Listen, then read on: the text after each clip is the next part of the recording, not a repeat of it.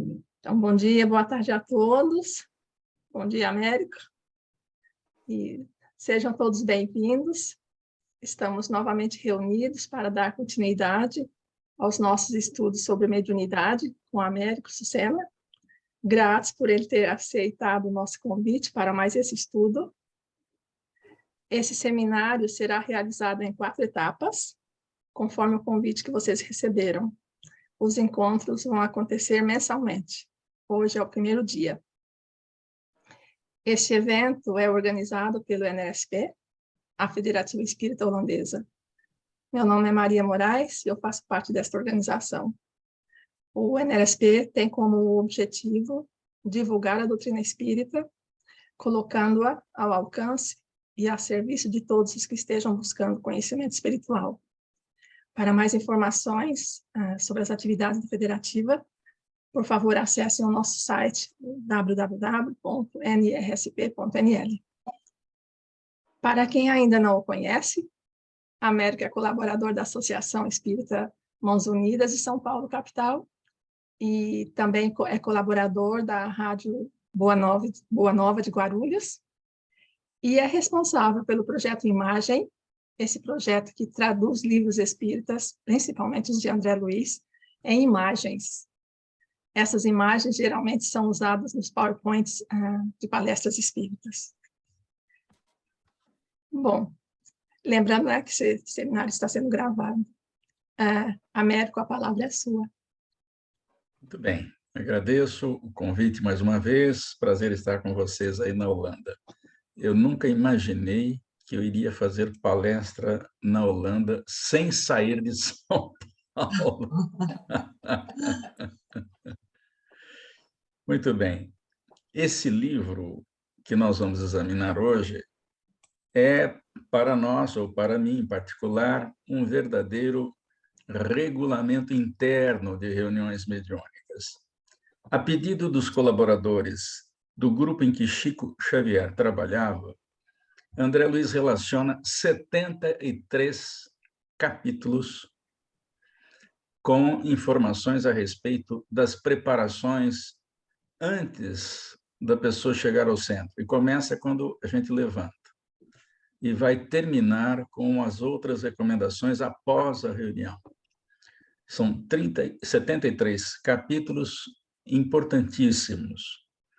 Existem grupos mediúnicos que se formam e não têm um regulamento interno. Agora, imagine um prédio com muitos apartamentos. Aqui em São Paulo tem agora verdadeiros gigantescos condomínios com 80, 100 apartamentos. Imagine um conjunto de apartamentos sem regra. Ora, grupo mediúnico tem que ter regra. Durante muitos anos, eu não sabia o que fazer, eu sabia que precisava, até que eu li o Desobsessão, faz muito tempo. Aliás, o Desobsessão, que é ilustrado com fotos do grupo em que Chico trabalhou, é que nasceu o Projeto Imagem, porque se eles podem ilustrar o livro Desobsessão, por que a gente não pode ilustrar os outros, né? Então, o Desobsessão foi a grande inspiração para esse trabalho. Então, vamos lá, vamos começar com a primeira cena, vou compartilhar aqui com vocês. A qualquer instante, levantem a mão através das reações aí, tem a mãozinha para levantar, para perguntar. Eu faço paradas também, para caso vocês não perguntem, eu pergunto, tá bom? Então, vamos lá. Capítulos, eu fiz em 3 blocos, como eu não sei se eu vou conseguir fazer os 73 capítulos, eu pedi 4 reuniões. Né? Então, nós vamos ver os primeiros capítulos, de 1 a 20. Essa é a capa antiga do livro. Ele foi lançado em 1964. O André Luiz tem uma trajetória interessante. No livro Os Mensageiros, depois que ele sai de Nosso Lar, trabalhando lá, ele é orientado pela Narcisa a procurar serviço que fosse mais compatível com a sua capacidade. Ele fora cientista na Terra e foi limpar chão nas câmaras de retificação de Nosso Lar. Mas ele ficou lá algum tempo, depois a Narcisa falou, olha, eu acho que o seu tempo aqui já acabou, procura serviço. Conheço alguém que pode dar serviço. Sugeriu, então, que Tobias, o chefe da enfermagem para o qual André Luiz trabalhava, ele começa como faxineiro e termina como um enfermeiro.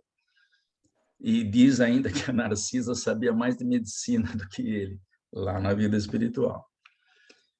Então, o primeiro contato com André Luiz foi no livro Os Mensageiros com a Mediunidade, quando ele veio a Crosta com Aniceto e conheceu um grupo espírita daqueles que eram caseiros, né? Tinha uma reunião pública e um atendimento por psicografia. Ali ele se interessa pela mediunidade, tanto que no livro seguinte, Missionários à Luz, ele é convidado a participar das reuniões de um grupo espírita dirigida por Alexandre. Eu não sei se vocês sabem, o Alexandre é o Emmanuel, e o médium que ele fala lá, que é jovem, em 1945, é o Chico, porque observem a descrição do capítulo O Psicógrafo, é o próprio. E de lá, em seguida, ele sempre se interessou pela mediunidade. Em Domínios da Mediunidade, já em 1955, ele vai mergulhar na mediunidade. E 9 anos depois, em 64, ele escreve o próprio livro. Aqui não tem assinatura de nenhum mentor. Ele colhe as experiências de grupos mediúnicos que ele visitou, e no livro Nos Domínios, ele faz um resumo de várias visitas a vários grupos mediúnicos, e ele elenca 73 capítulos. Vamos lá. A capa nova é essa aqui. Mas eu gosto dessa aqui, porque foi a que chegou para mim quando eu li pela primeira vez. Aqui uma trovazinha do Jacques Aboab, se não me engano. Mediunidade é uma escola, com tarefas e oficina. Da multidão que começa, raro o aluno que termina. É do Jovino Guedes. Tem uma outra do Jacques Aboab, que é muito semelhante e fala a mesma coisa. E tem uma cena parecida com essa. Um monte de gente indo para a direita e um só para a esquerda. Não estou falando de ideologia política, é só para mostrar que nem todo mundo encara a mediunidade como tarefa que deve ser cumprida. Bem, o capítulo 1 fala, então, do preparo para a reunião. E o preparo da reunião começa quando desperta. Quando a gente acorda, já começa o preparo. É claro que eu não vou projetar aqui o texto todo, eu fiz um resumo, né? Fizemos um resumo para isso. Então, o que nós temos que controlar, segundo o próprio André Luiz? As intenções, aquilo que a gente pensa durante todo o dia. É claro que isso vale para a semana toda, né? Não adianta ficar santo só no dia da reunião. A gente tem que se preocupar com isso. É claro que as nossas imperfeições são, pelo menos no que me diz respeito, são grandes, e, portanto, eu tenho que tomar cuidado, pelo menos no dia da reunião. Então, tomar cuidado com as intenções, com as palavras, com os gestos e com as atitudes, e também com as nossas ações. Então, tudo isso já começa. O sujeito que está sintonizado com a reunião mediúnica, está querendo realmente prestar um serviço, quando ele acorda, ele já faz a sintonia. As nossas reuniões de trabalhos mediúnicos, elas são às segundas-feiras. O grupo que eu dirijo tem reunião às segundas-feiras. E nós retornamos agora uma reunião sim, uma reunião não. Nós continuamos estudando a fundo agora o livro Os Mensageiros e estamos trabalhando uma vez a cada 15 dias presencialmente. Bom, o que está do lado esquerdo é para controlar. O que nós temos que evitar são rusgas, evitar brigas. Se tiver que discutir com o marido, com a esposa, deixa o dia seguinte. Evitar discussões, porque o assunto é grave. Nós precisamos dar atenção a isso. Trabalhar nessa área exige uma responsabilidade muito grande. Por quê? Porque os espíritos que nós vamos atender estão nos observando. Aqui eu coloquei essa informação 2 vezes nesses trechos do capítulo 1 ao 20. Só para mostrar uma mensagem do Emmanuel que fala sobre faixas mentais, né? Está no capítulo 38 do Seara dos Médiuns. Eu pus aqui 2 capas do Seara dos Médiuns. Aquela de baixo aí é a mais recente. Acho que tem uma variação de cor que eu não lembro agora, mas são 2 capas. Um livro, uma página, uma sentença, uma palestra, uma visita, uma notícia, uma distração ou qualquer pequenino acontecimento que parece sem importância pode representar silenciosa tomada de ligação para determinado tipo de interesse ou de assunto. Reparem que o Emmanuel não acusa ninguém. A tomada pode ser uma coisa boa, mas pode ser uma coisa ruim. E quando a gente sintoniza uma coisa ruim, a imagem vem à cabeça imediatamente. Acontece que na vida espiritual, dependendo do espírito, até os espíritos imperfeitos, sobretudo obsessores, eles veem o que a gente está pensando. E é com isso que Emmanuel está preocupado. Então, em reuniões mediúnicas, nós precisamos tomar cuidado, porque nós estamos sendo observados. Eu vou mostrar um desenho que a gente fez com um personagem suposto, fictício, para mostrar a vocês essa preocupação, mas daqui a pouco. Muito bem, o capítulo 1 já foi. Reparem como ele é rápido, né? Ele é rápido. Aquelas são as instruções. Claro que o texto é um pouquinho maior, a gente selecionou o texto, né?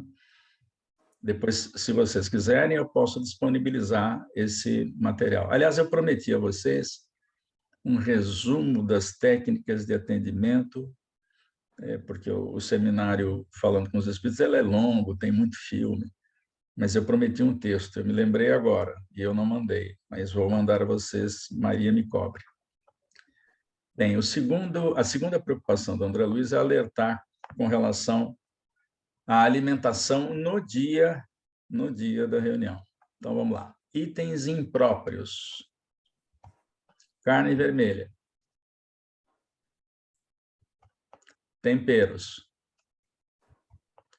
Café, fumo, álcool. Alimentos indigestos. Né? Melancia é uma delícia, mas comer antes da reunião, a gente pode ficar com o gosto da melancia o tempo todo na reunião, lembrando da refeição. Então, até mesmo uma fruta indigesta, como é a melancia, não é adequada no dia. O livro não fala sobre isso. O livro não fala da melancia, fala só de alimentos indigestos. E aí vai de cada estômago, não tem estômago que se sente mal com determinado alimento. Então, no dia da reunião, evitar isso, mesmo que a gente goste do alimento, naquele dia evitar isso. Ainda sobre alimentação, tem os itens recomendáveis também. Então, chás, sopas leves, saladinha, pãezinhos, frutas não indigestas, mas em quantidades mínimas. Miriam, pode falar. Deixa eu ver você aqui, peraí. Então, a pergunta seria sobre o tempo. Você falou antes da reunião, mas você quer dizer a reunião um dia antes, 10 horas Não, antes? é no dia, isso é no dia da reunião, quando acorda e nas refeições daquele dia. E essa recomendação é para a última refeição. Última não, é a refeição logo anterior, porque se a reunião é noturna, normalmente a gente toma um lanche aqui em São Paulo. Esse lanche precisa tomar cuidado, não pode ter grandes quantidades, e aqui tem sugestões, André Luiz. Um chazinho, vocês vão ver que ele não vai recomendar o café. Certo. Sopas leves, salada, fruta, em quantidades mínimas. A questão do café, para mim, é novo, entendeu? Eu sou, vamos dizer, viciada em café, eu gosto muito de café, então isso me chamou a atenção. Se nosso horário é à tarde, cerca de meio-dia, 2 horas da tarde, então eu já vou acordar sem tomar o cafezinho. Não, isso é antes da última refeição, a refeição que antecede. É claro que se você toma potes de café no dia, eu também não sei exatamente por quê, porque ele não explica isso. Mas como o café é estimulante, né, deve ter alguma relação que eu não sei. Ele não explica isso. Ele só recomenda evitar. Ele não diz para suprimir. Okay. Eu também gosto de café, mas, por exemplo, no dia da reunião, eu tomo um café pequeno. Sim. Uma xicrinha pequena.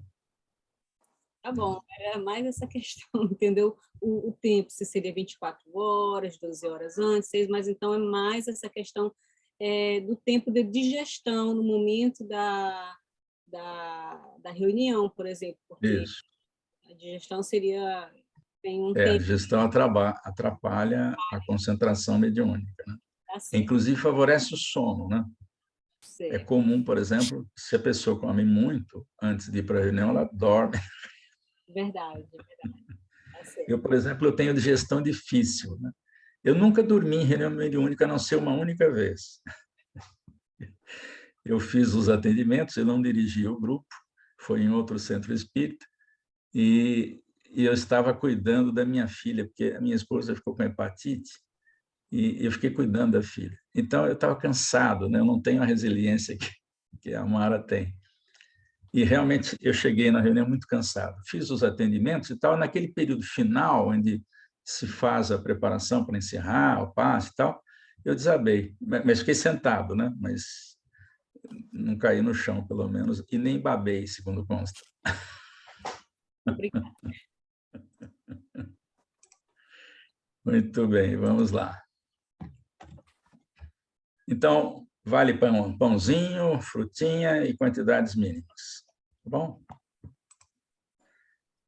A digestão consome energia, e é por isso que os médiuns passistas, por exemplo, eles correm sério risco de dormir, porque como eles não têm uma ação ativa de receber espíritos ou conversar com os espíritos, eles ficam ali sem falar nada, devem prestar atenção na conversa, mas às vezes, se o estômago está cheio, vai consumir energia, eles podem dormir na reunião. E eu vou contar para vocês como é que eu acordo o médium passista na reunião, quando chegar. Então, a gente tem que entrar na reunião sem problemas digestivos. É o mínimo que a gente pode fazer, né?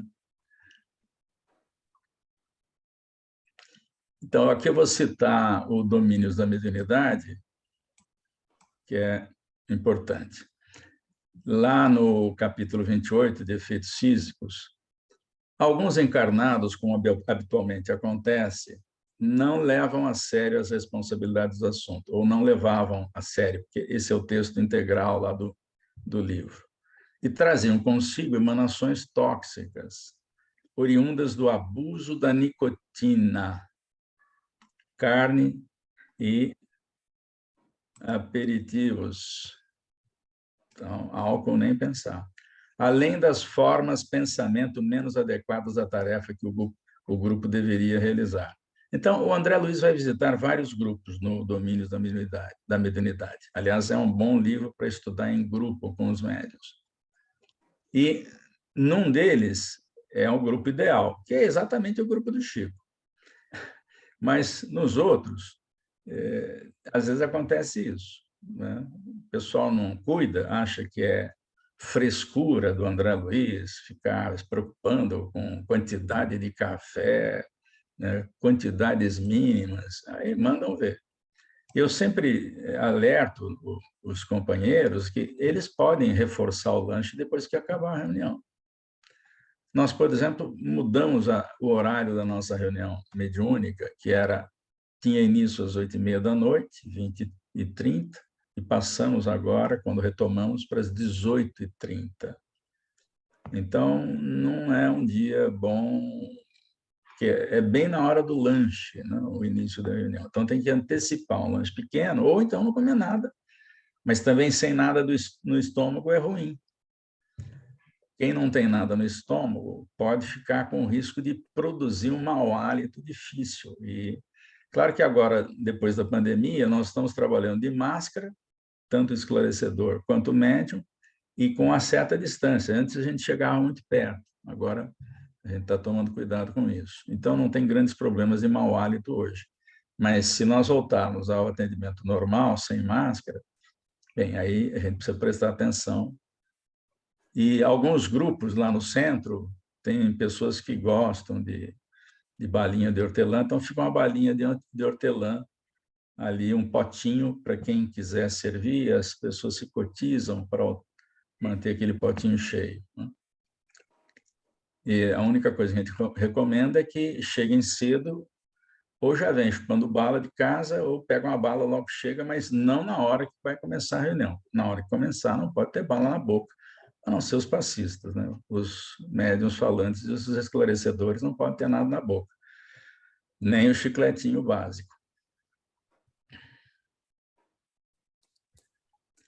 Preparo para a reunião no que diz respeito a repouso. Esse é um dos itens, por exemplo, que eu não faço. Após o trabalho, chegando do trabalho em casa, antes da reunião, repouso, relaxamento, banho. Tem gente que não consegue. Então, a gente recomenda levar o desodorante junto, que não seja cheiroso. Porque a pessoa que põe muito perfume pode incomodar as pessoas que estão próximas. Então, tem sempre que ser perfume antiperspirante, né? Que não tenha cheiro. Ou uma coisa muito leve, né? Leitura edificante, nada de crônica policial, né?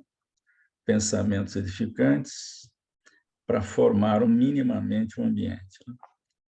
Itens recomendáveis, sem fazer exigências e sem gratificações. É isso que o dirigente precisa tomar cuidado. A gente não deve elogiar pessoalmente ninguém. E também não chamar atenção pessoalmente, em grupo, aliás, em grupo. Se tiver que chamar atenção, que seja por uma boa causa, às vezes a gente precisa chamar atenção. Mas não fazê-lo, e também não fazer um elogio individual, sempre elogiar um grupo. Acho que essa experiência eu preciso contar a vocês. Eu tinha assumido recentemente um grupo mediúnico e eu me tornei o dirigente. No nosso grupo, ele não estava completo, ele não tinha o que o André Luiz recomenda nesse livro, 4 esclarecedores, 4 passistas e 6 médiuns falantes. Ainda tínhamos vaga para um esclarecedor e um passista. E nós recebemos um casal amigo, que já era espírita, e, portanto, eles entraram no grupo. O marido não tinha muita facilidade para falar em público, então ficou trabalhando como passista. Mas a esposa falava muito bem. E ambos eram programadores de computador, de grande porte. E no primeiro, nós não tínhamos ainda o seminário do Falando com os Espíritos, onde a gente treina esclarecedores. E nas primeiras atividades, a gente dá um espírito para o médium, para o esclarecedor falar, quando ele é novato. Chama a atenção da pessoa, agora você atende esse aqui, que é para ir treinando devagarinho. O novato, o esclarecedor ou esclarecedora novato devem ficar observando, né, e atuando de vez em quando. Mas quando foi feito o primeiro atendimento, eu percebi um cuidado enorme da pessoa em saber minimamente a história. Porque, como ela era programadora, ela estava acostumada a desenvolver software, visitando cada departamento da área para saber exatamente o que ela fazia e tal. E ela tinha um raciocínio lógico para fazer isso. Né? Eu fiquei impressionado. Né? Não quer dizer que todo programador de computador consegue falar com lógica. Às vezes ele consegue escrever com lógica, mas falar não necessariamente. Mas me impressionou muito, porque ela fez isso com muita lógica. E, ao final, eu fiz um elogio particular a ela, no primeiro dia. Eu perdi uma outra esclarecedora que não gostou. Então, regra para dirigente, nunca elogie uma pessoa sozinha. Quando o grupo faz um bom trabalho, o elogio para todo mundo. Dúvidas? Então, esse aqui é o Argemiro. Esse é um personagem, o nome é meio forçado, né? Argemiro Nakama, é um japonês, Argemiro Nakama. O nome dele diz o que ele faz. Então, ele foi fazer um repousinho antes da reunião e dormiu. não pôs despertador e dormiu, né? Então, eu brinco que os espíritos que nos acompanham tem aqueles que querem nos ajudar e os que querem atrapalhar. Então, tá lá o que quer atrapalhar está com chifrinho. Drome, drome. E o dirigente espiritual, o guia espiritual está lá, muito bonito, né, senhor Gemiro? Se eu foi fazer um repouso de alguns minutos, acabou dormindo. Então, essa é uma maneira delicada de chamar a atenção sobre o problema. E eu passei por isso. Uma vez eu fui fazer repouso e eu não sei por que eu não configurei. Naquela época eu não tinha celular, não existia, tinha que ser despertador.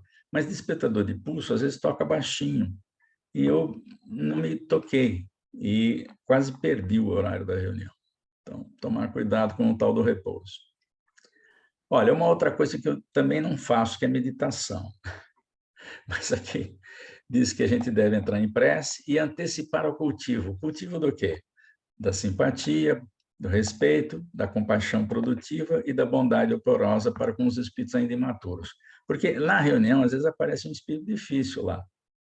E se a gente não faz na mente uma antecipação do que pode acontecer, a gente pode se irritar. Então, durante muitos anos, eu me irritava muito com espíritos obsessores, que eram agressivos, né?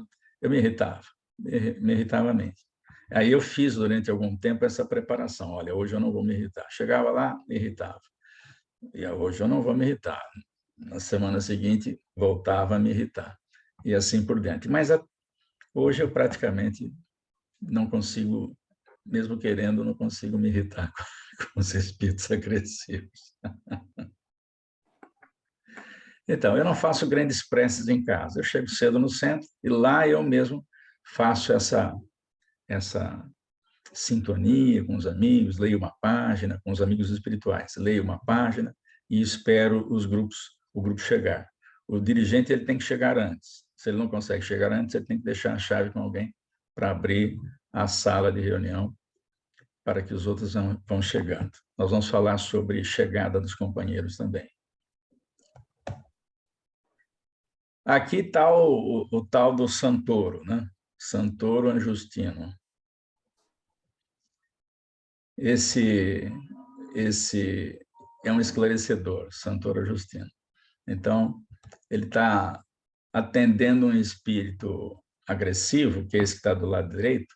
A médium está injuriada, olhando de soslaio para o esclarecedor, que fala que nem santo, né? E ele dizendo para o espírito: você precisa parar de perseguir aquela mulher que você está perseguindo. E é o espírito que o observa, responde: e aí você precisa parar de dar bronca por qualquer coisa no teu filho, porque eu estou te acompanhando. Então, um esclarecedor, ele passa por isso, ele pode passar por isso. Eu já vi esclarecedor passar apuro, porque o espírito deu bronca no esclarecedor. Porque o esclarecedor achava que estava tendo uma conduta correta. E aí foi chamada a atenção. E aí a gente chamou o esclarecedor Santinho, aí, Santoro.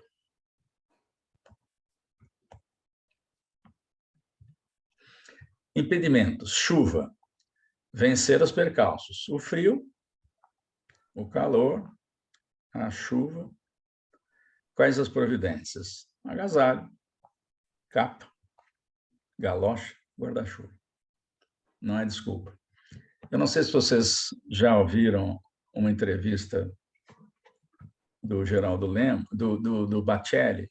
Aliás, foi um programa da TV Mundo Maior, da Rádio Boa Nova, das Casas André Luiz, que também é responsável pela Rádio Boa Nova, a TV Mundo Maior e a Rádio Boa Nova.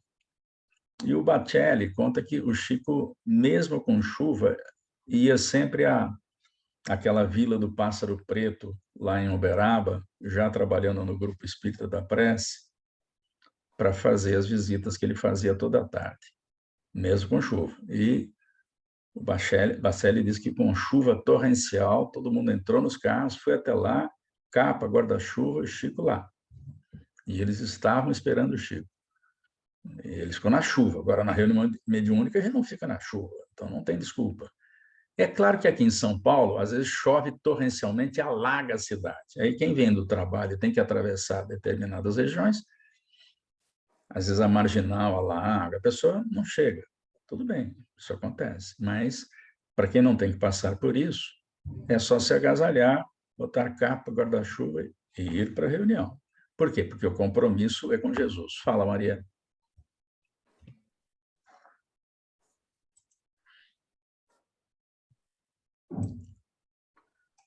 Liga o som. Desculpa. Desculpa. Aqui na Holanda, o inverno pode ser cruel, né? Então, quando tem tempestade, tem muita neve, aí a gente tem aviso do governo, né, Para não do sair de IABLI, casa. para não sair de casa. E isso, às vezes, a pessoa fica, e aí a gente vai cancelar a reunião, não vai? Nós já tivemos a reunião espírita, a mediúnica cancelada, né, muitos anos atrás, se bem porque agora o clima está mudando, né? Faz tempo que a gente não tem mais esse problema, né? Mas aí é uma coisa justificável, né? Sim, claro, perfeitamente justificável, perfeitamente. Algo mais? Por aqui está tranquilo ainda, né? Não chegou nos temas difíceis. Então, vamos lá. Então, vamos lá. Impedimentos. Visita inesperada. Pode acontecer. Ou de parentes, ou de amigos. Então, o que a gente faz? Minha família toda foi avisada. Ó, segunda-feira, não me visitem segunda-feira. Aliás, é difícil alguém fazer visita para outra segunda-feira. Aqui em São Paulo não tem isso, não. Visita é sábado ou domingo. Até aniversários, comemorações, sábado ou domingo. E, então, avisar os parentes, ó, não apareça em casa em dia de reunião mediúnica, que vai ficar sozinho em casa. Tem um amigo engraçado, ele fazia parte do grupo, e chegou lá um primo, não sei das quantas, lá, na hora da reunião, dele sair para a reunião. Então, ele falou assim, olha, eu vou para a reunião. Na geladeira tem refrigerante, tem água com gás, tem queijo, tem presunto, tem pão aqui. Você faz o seu lanche quando chegar. Quando eu chegar da reunião, a gente conversa. E não marcar compromisso, né? Mas às vezes marca médico no dia da reunião. Né? Lá, 5 horas da tarde, a reunião era às 8h30 da noite, pronto. O médico atrasava, ele pegava trânsito de rush, não chegava. Então, não marca médico, a menos que tenha urgência. E não tem outro horário. Precisa ser aquele horário. Aí sim, aí não tem jeito. E deixar claro ao dirigente o motivo da ausência. Ó, o metrô ficou parado no meio do túnel, não dava nem para entrar nem para sair. Então, pode acontecer. Avisar o dirigente. Hoje em dia, com o celular, não houve uma época que a gente só tinha o telefone, né? Não tinha nem o celular tijolão, né? A gente não conseguia avisar que estava preso no trânsito ou no metrô. Então, impedimentos ou contratempos. Ainda no capítulo 7, os impedimentos. Uma série de obstáculos podem acontecer no dia da reunião. A gente deve estar atento, porque a sombra sabe que aquele dia a gente tem reunião. Então, eles nos visitam de vez em quando. Uma criança cai, machuca, tem que correr atrás, desaparece a chave da porta ou do carro. Olha o André Luiz alertando. Por quê? Porque ele observou os impedimentos que vários colaboradores tinham e foi relacionando aí. Recado preocupante. Chega um recado do serviço, ó, você tem que ir para o trabalho, urgência, tal. Tudo bem, isso pode acontecer. Uma solicitação de favor do vizinho, tal. Um familiar com uma dor súbita, um mal-estar súbito, colapso na condução. Aqui em São Paulo, vira e mexe, greve, por exemplo, greve de ônibus, greve de metrô, a confusão geral. E dificuldades no trânsito, ou por chuva, ou porque houve uma batida, uma trombada na marginal, entope tudo. Hoje a gente consegue avisar se vai dar tempo de chegar ou não na reunião, mas antigamente a gente não fazia, não tinha como. Né? Então, não hesitar, solucionar e seguir para a reunião. Se a gente não conseguir solucionar, pelo menos hoje dá para avisar. E evitar festinha de aniversário segunda-feira à noite para comemorar mesmo aniversário de filho. Faz no domingo, faz no sábado. Não é desculpa, não é desculpa, não é motivo justo. O André Luiz é que escreve isso. Festinha de aniversário comemora sábado e domingo. De segunda a sexta tem reunião mediúnica, não se aceita desculpa. Eu não estou falando de aniversário de casamento, nem de casamento, nem bodas de ouro ou prata, porque isso é uma data específica que às vezes a pessoa quer fazer naquele dia. Tudo bem, aí não tem problema. Mas festinha de aniversário que tem todo ano, mesmo que seja para criança, ou antecipa, faz no sábado, no domingo, ou faz no fim de semana seguinte.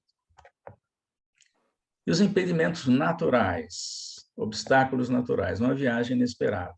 Então, o sujeito vai viajar, tem jeito, obrigatório. Obrigação profissional, tem que ficar preso lá no serviço. Moléstia grave ou moléstia grave na família, ou a pessoa ou na família, e a gente tem que dar atenção. Essas são, ou esses são impedimentos naturais que a gente deve atender. Uma enfermidade epidêmica, uma gripe forte, né? Nós sabemos o que é isso. Acho que o André Luiz já previa a epidemia lá.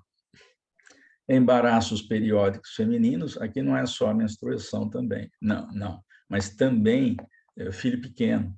Então, a mulher que tem filho pequeno não tem problema nenhum, fica em casa, porque tem que dar toda a atenção. Né? Mas deve comunicar ao dirigente. Se é alguma coisa que na época não tinha telefone celular, dava para avisar por telefone, se tivesse tempo para isso. Hoje em dia, sempre dá tempo. É só avisar o dirigente.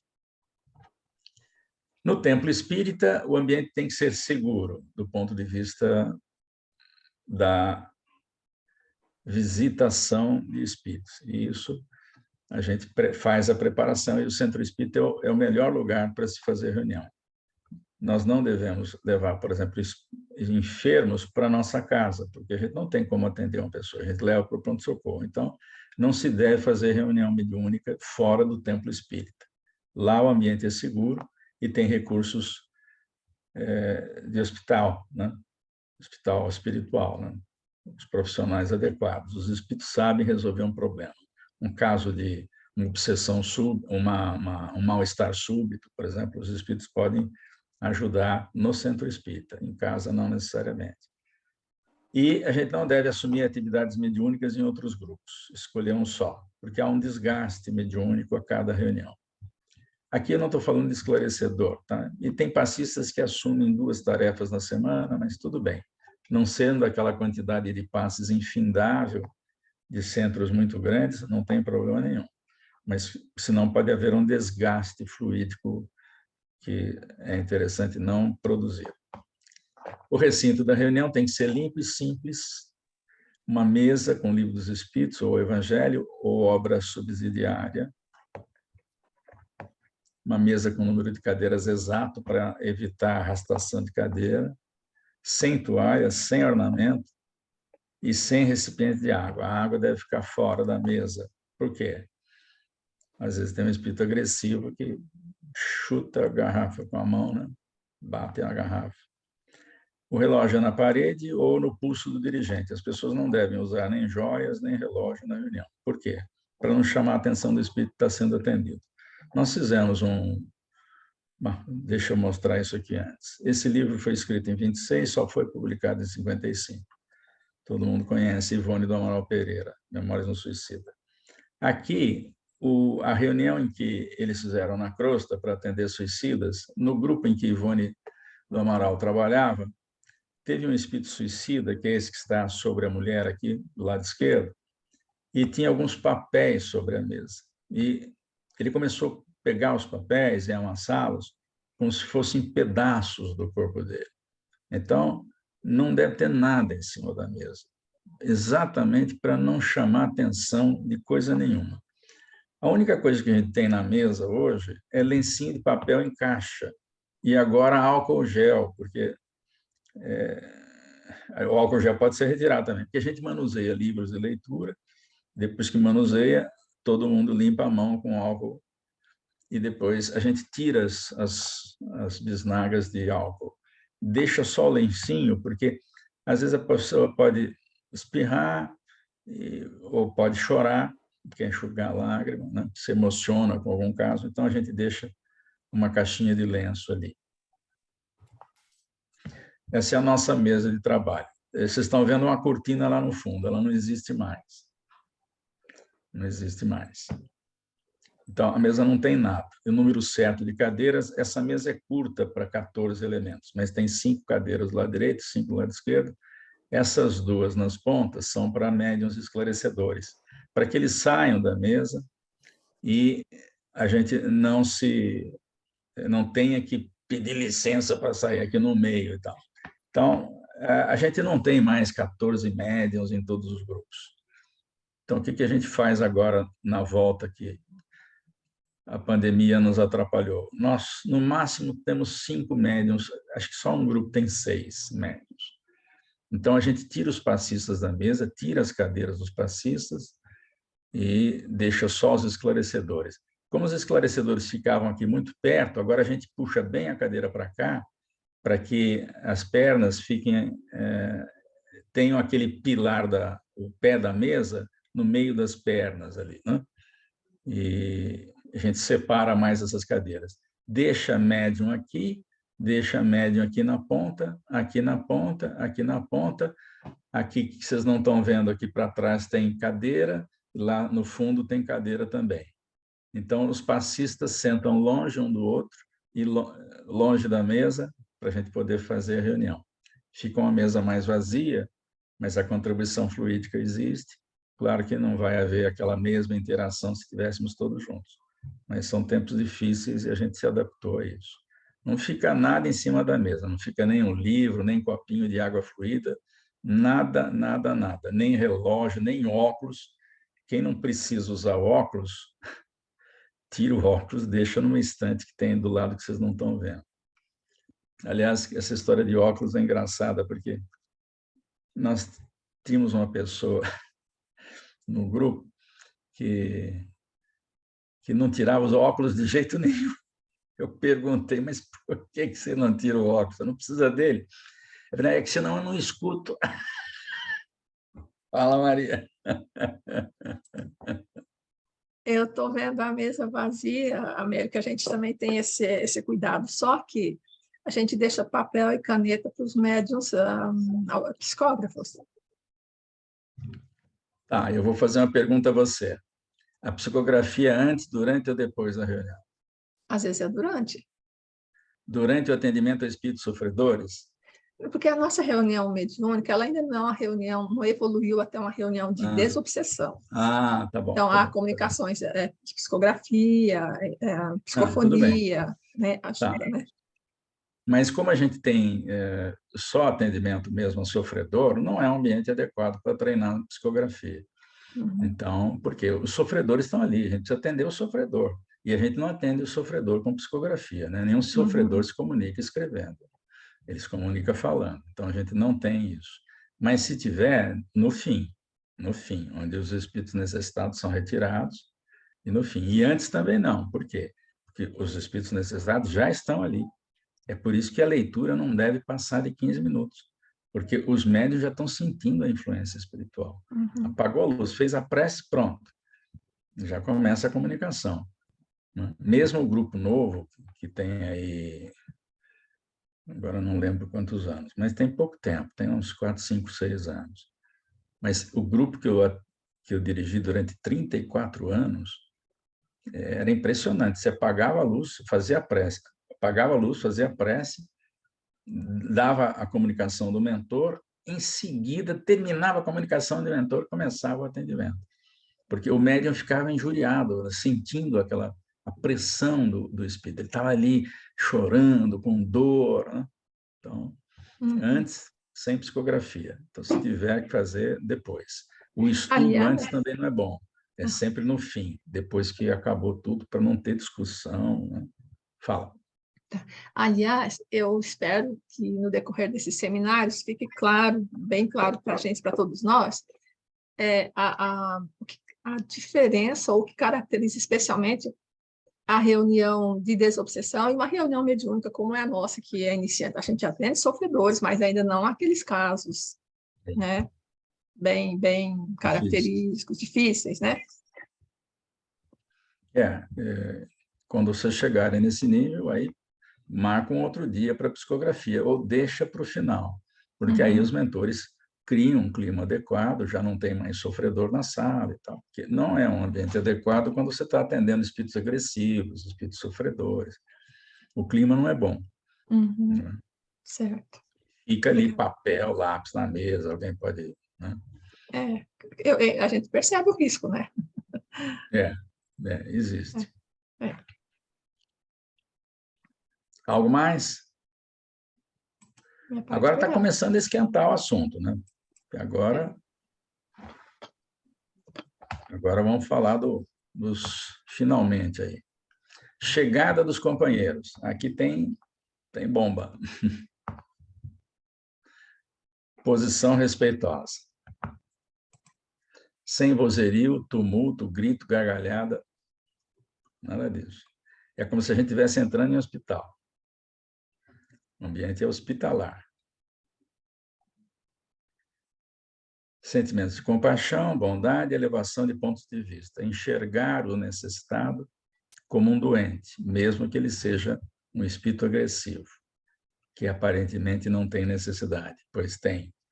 É um espírito doente, usando de agressividade. Conversa anterior. Eliminar visitas rápidas a vizinho. Chegou no centro, viu o vizinho na sacada. Ô, vizinho, como é que está a família? Como é que estão os filhos, os netos? Não, nada de conversa anterior, porque qualquer conversa, qualquer frase, qualquer palavra, qualquer ideia pode representar uma tomada negativa. Então, a gente cumprimenta para não ficar sem cumprimentar e passar desaforo. Cumprimenta a pessoa e vai para o local da reunião. E nada de visita a bar, porque às vezes tem centro que é... Eu conheço um centro que é do lado de um bar, né? E sábado e domingo, às vezes tem palestra lá e eles ficam fazendo batucada, é uma barulheira, é um negócio chato para chuva, então nada de visita. O André deve ter observado isso e já deixou alertado. Cuidado com considerações injuriosas a qualquer pessoa que a gente chega, não vai falar mal de ninguém, porque os espíritos estão nos observando ali. A casa está cheia, né? Nada de críticas, queixas, azedume, ironia e por aí afora. E conversar, tema edificante e algo de bom. Aqui tem uma coisa que nós eliminamos, porque ninguém conversa tema edificante e algo de bom. Ninguém conversava lá na nossa casa. Então, nós cortamos aqui, ó. Convencemos ao pessoal de chegar e sentar. Quando é que... Eu quase que estourei, que nem essa explosãozinha aqui. Então, uma vez eu cheguei no centro, e naquela época o grupo tinha mais mulheres do que homens. Então, cada mulher que chegava, seu Américo, 3 beijinhos, né? Sentava, sem falar nada, porque a gente já tinha combinado isso. Começava a ler o livro, está na frente do lugar da pessoa. A gente deixa livros na frente de todos os lugares para que a gente fique concentrado. Chegava outra, seu Américo, e na outra que chegou antes, 6 beijinhos. Passou mais um pouquinho, chegou uma quarta pessoa, já deu 12 beijinhos. Já deu 9 beijinhos. A outra deu 12, a outra deu 15, a outra deu 18, a outra deu 21. Escuta, toda hora que chega alguém desconcentra. Então, sem beijinho, sem beijinho. Se o olhar cruzar, dá aquela acenada de cabeça, continua a preparação lenta. Não se conversa, porque nós não conversávamos temas edificantes. Algo de bom. Sempre tinha alguém que, para falar do trânsito, da trombada que aconteceu, nós, com a ajuda do grupo, suspendemos os comentários para não atrair problema. Uma vez, alguém falou de um acidente, né? E que tinha um sujeito lá esticado no chão. Aí, na reunião, um médium recebeu um acidentado. Ficou todo mundo preocupado. Será que é aquele que foi falado lá do acidente? Então, tira a espontaneidade do médium. Fica todo mundo preocupado de saber se é verdade ou não. Então, não se fala. Eu me lembro, esse assunto chegou com minha esposa. Ela fazia parte do grupo, na época, como médium, e eu fui direto do trabalho, porque ia chegar atrasado, se passasse em casa, e ela depois foi, e nós levávamos uma garrafa de café, alternadamente, cada um levava uma garrafa de café para tomarmos após a reunião. E ela pôs a garrafa no chão do carro e, indo para casa, desceu uma ladeirinha, não era nem muito acentuada, a garrafa cai. Quando ela abaixa para pegar dirigindo, ela não presta atenção na direção e bate na traseira de um carro. Aí ela não sabia o que fazer, estava na hora da reunião, ela vai embora. No dia seguinte, então, aliás, depois da reunião, nós passamos na rua, mas já era tarde, 10 horas da noite, e o carro não estava mais lá. Aí voltamos lá no dia seguinte, em frente à casa, que ela lembrava bem qual era, e apertamos a campainha e perguntamos de quem que era o carro que estava na noite anterior lá, para poder pagar o prejuízo, porque, afinal de contas, a culpa era nossa. E ninguém sabia do carro, então ficou de graça, né? Mas... E quando ela chega no centro, ela não me fala isso, porque se falasse, uma bronca, porque foi pegar a garrafa. Ela não fala, fica quieta, ela só me avisa quando a gente está saindo do centro. Olha, eu bati num carro, nós vamos passar lá para acertar as contas, né? Então, ela tomou a atitude correta para não levar problema para a reunião mediúnica. Toda referência verbal, isso é textual do André nesse livro, toda referência verbal é a favor de indução. Evitar anedotários jocosos, críticas, comentários escandalosos ou irônicos, queixas, considerações injuriosas a quem quer que seja. André Luiz. Está nesse capítulo. Então, além daquela mensagem do Emmanuel, das tomadas mentais, isso aqui é fundamental.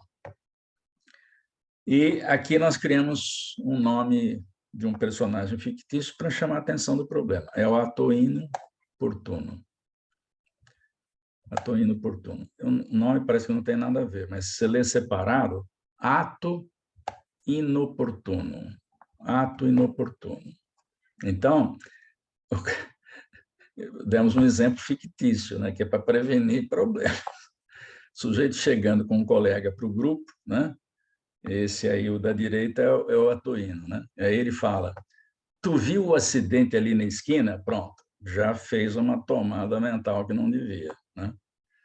Ou então, ele sai com aquela, sabe aquela do papagaio? Eu vou contar uma piada chula antes da reunião, na frente da porta do centro, que a gente acha que não está sendo observado. Muitos espíritos não conseguem entrar na reunião, ficam do lado de fora esperando os participantes.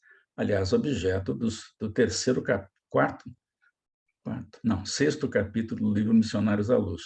Alexandre e André Luiz acompanham várias pessoas, mas 3 pessoas da mesma família, mãe, filho e irmã. Os filhos da moça, né, da senhora, eles são acompanhados. E do lado de fora, os espíritos que estavam ligados a essa família estavam esperando eles chegarem, principalmente o rapaz, que tinha problemas, vocês vão ver lá no livro qual que era. E o Alexandre vai com o André Luiz para mostrar que muitos espíritos não entram, mas acompanham a família pela conduta inadequada dos candidatos da mediunidade. Então, a gente precisa tomar cuidado com isso. É um livro bom de estudar em grupo. E aqui, novamente, aquela página do Emmanuel diz que qualquer coisa pode ser uma tomada silenciosa para um assunto que não é adequado, e a gente entra com imagens na mente que os espíritos estão vendo. Os que dirigem a reunião e os que estão sofrendo ou perturbadores. Essa é uma imagem do projeto Imagem, do grupo reunido, dirigente à cabeceira, todo mundo se preparando, e os mentores individuais já buscando contato, porque eles ajudam a comunicação. Ainda não entrou sofredor. Nessa época, o André Luiz ainda colocava Esse livro é de 1955, Nos Domínios da Mediunidade. Vocês estão vendo 4 pessoas assistindo a reunião aqui. No livro Desobsessão, ele recomenda não ficar.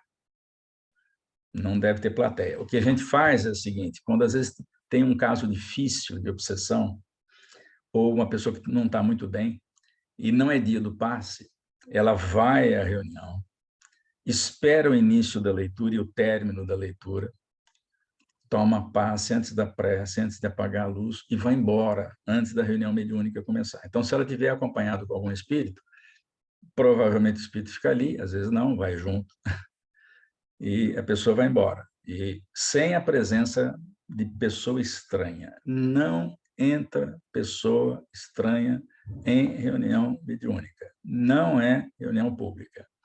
André Luiz deixa bem claro isso. Mas no livro Domínios da Mediunidade há uma referência a uma reunião que entraram 4 pessoas. Fala, Rodrigo.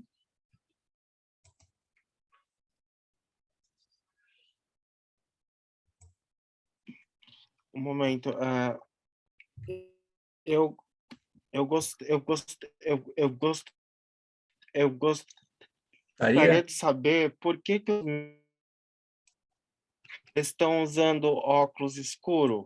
Você vê que vou explicar. Você passou. Por que eles estão usando? Eu vou explicar. Parece Matrix. Matrix, eu vou explicar. Assim, Pode me explicar, por favor? Explico. Obrigado. Foi uma falha minha, porque esse não era o assunto e acabei esquecendo do detalhe. É o seguinte, um pouquinho antes dessa reunião começar, lá no Domínios da Mediunidade, o Aulus, que é o mentor que acompanha não só Hilário Silva, mas também com André Luiz, como eles não têm uma percepção dilatada do fenômeno, o Aulus entrega a eles o psicoscópio, que tem o formato de um óculos, em que dá para auscultar tanto a matéria quanto o espírito. Por exemplo, eles conseguem ver dentro do cérebro do médium durante o transe. Então, conseguem ver, por exemplo, o brilho da glândula pineal. O Aulus, pelo texto, a gente não entende que o Aulus está usando o psicoscópio. Por quê? Porque ele já tem essa visão treinada, mas o André e o Hilário ainda não. Para que eles estudem o fenômeno mediúnico, eles precisam de uma auscultação do fenômeno. Então, eles vão ver como é que funciona o cérebro, todas as glândulas se iluminam, é uma coisa maravilhosa. Isso está bem descrito no capítulo 3 ou 2 do Missionários da Luz, quando fala do psicógrafo. E aquele psicógrafo é Chico Xavier. Por quê? É o único cara com alto nível de espiritualidade. Em 1945, o livro Missionários da Luz é de 45. Qual era o médium de alta espiritualidade que a gente conhece? E é o único livro em que o Alexandre ele não acompanha o André Luiz por aí, a não ser saindo daquela reunião e visitando pessoas que participam de tarefas nesse grupo mediúnico. Por quê? Porque ele é responsável pelo grupo. O André que vai lá, nos intervalos de serviço dele, ele vai assistir às reuniões mediúnicas.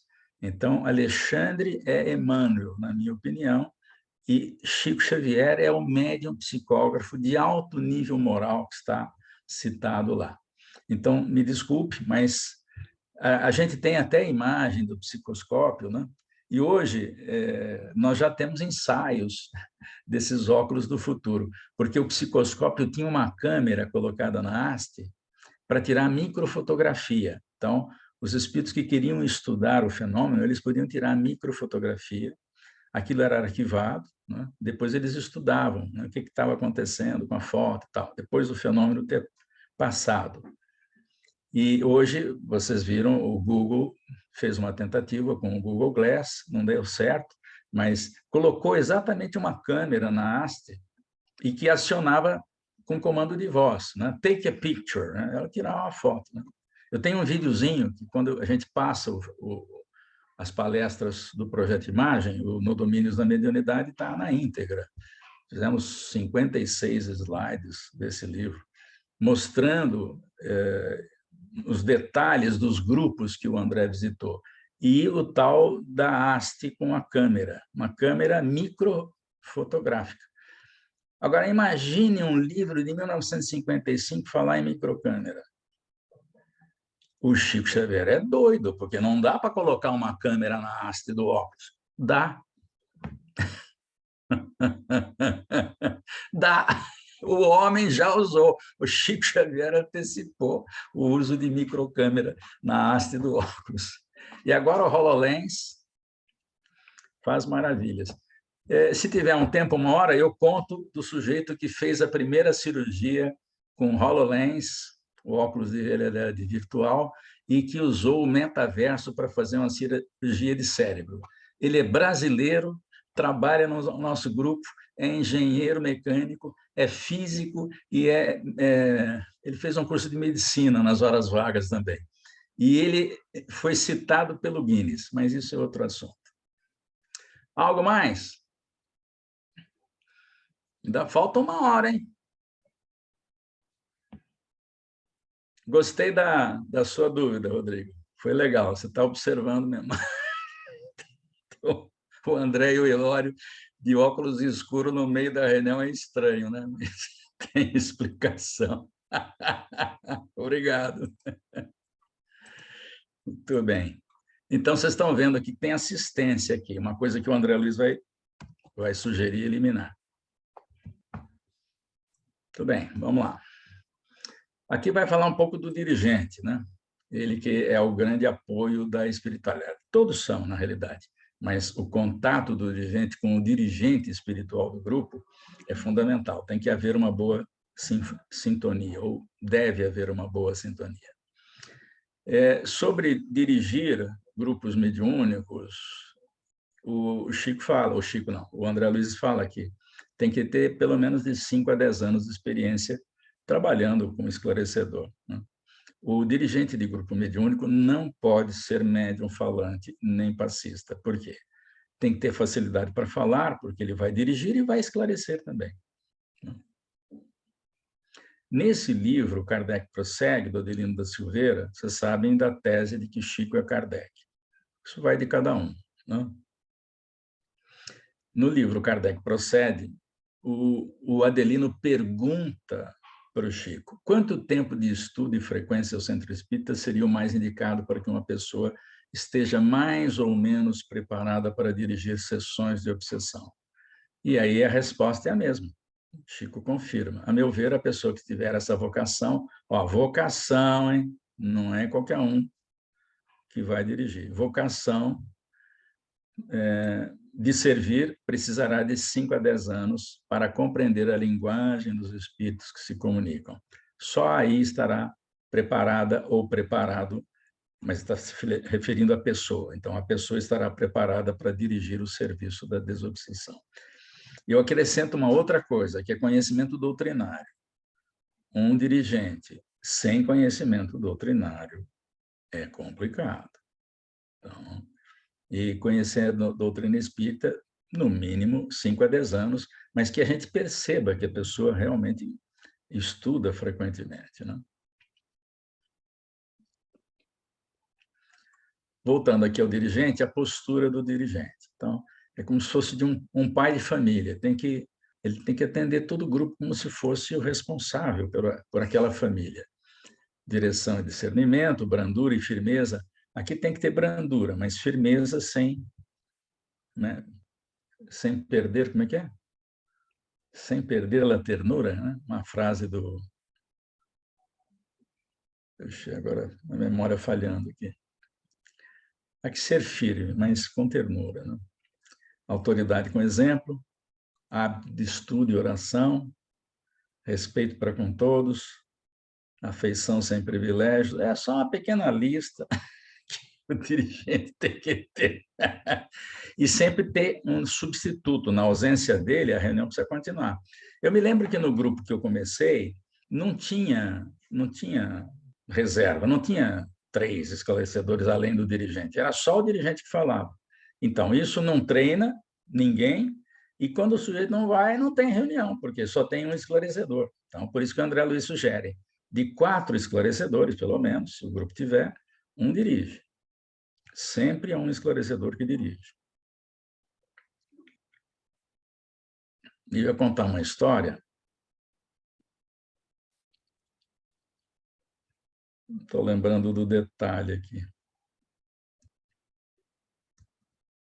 Bom, se eu lembrar, depois eu falo. Tá? Então, vejam que é uma quantidade de coisas que realmente, mais umas 2, 3, 4 encarnações para conseguir tudo isso aqui. Né? Então, não ter privilégio, isso aqui, precisa tomar cuidado. Então, nada de elogio pessoal, já falei isso, mas nada de elogios pessoais. Os elogios são sempre quando o grupo faz uma boa reunião. Quando é que a reunião é boa?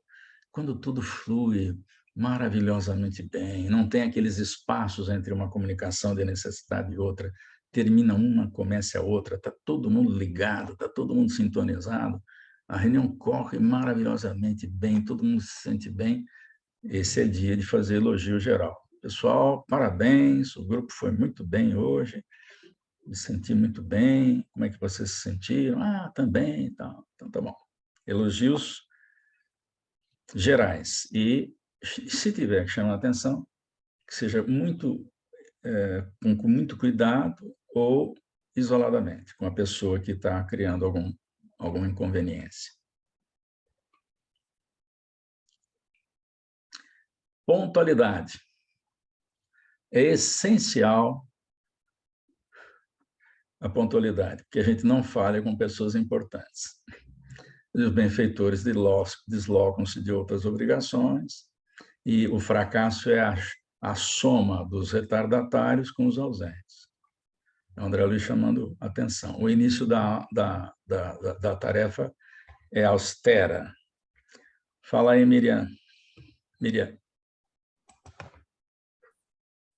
É sobre esclarecedor e dirigentes.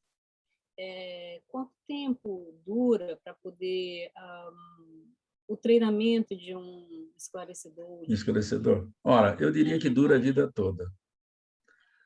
Vou te dizer por quê. Porque às vezes eu tenho dificuldade em atender alguns espíritos, porque cada um é diferente. Né? Eu tenho umas histórias ótimas de coisas que eu não sabia o que fazer. Né?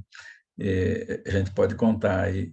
Aliás, a gente contou algumas histórias no Falando com os Espíritos. Eu não sei se eu contei essa, mas eu não sabia o que falar para o espírito. Ele não apresentava a necessidade dele. Então, se ele não apresenta a necessidade, como é que você vai atender a necessidade central?